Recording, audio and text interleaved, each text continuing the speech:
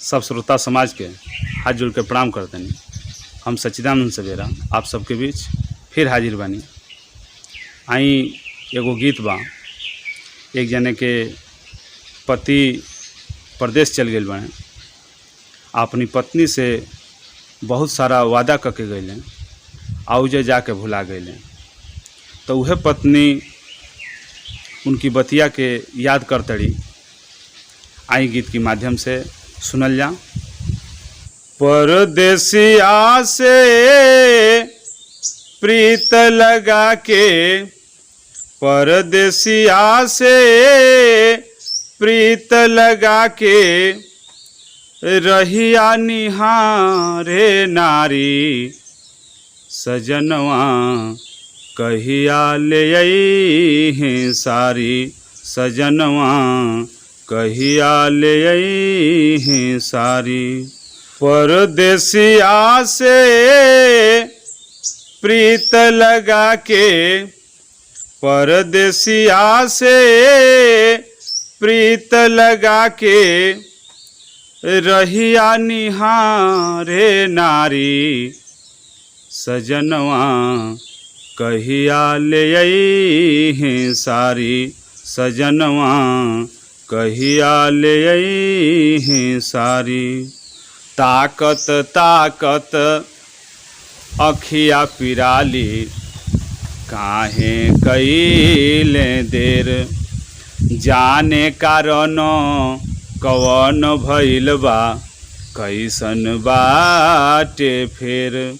ताकत ताकत अखिया पिराली, काहे कइले देर, जाने कारण कवन भइल बा, कैसन बाटे फेर।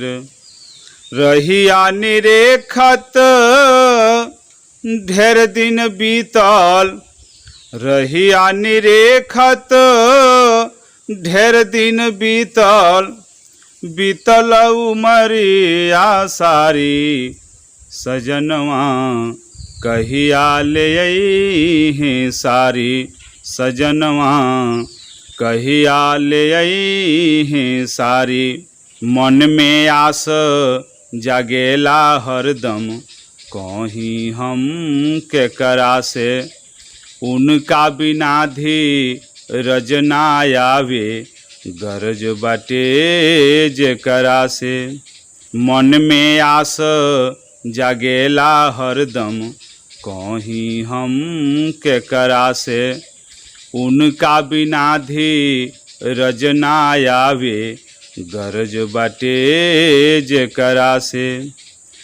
हरिहर से पी यार कई दिहला, हरिहर से पी यार कई दिहला, दिहल जियरवा जारी, सजनवा कहिया ले आई हैं सारी, सजनवा कहिया ले आई हैं सारी।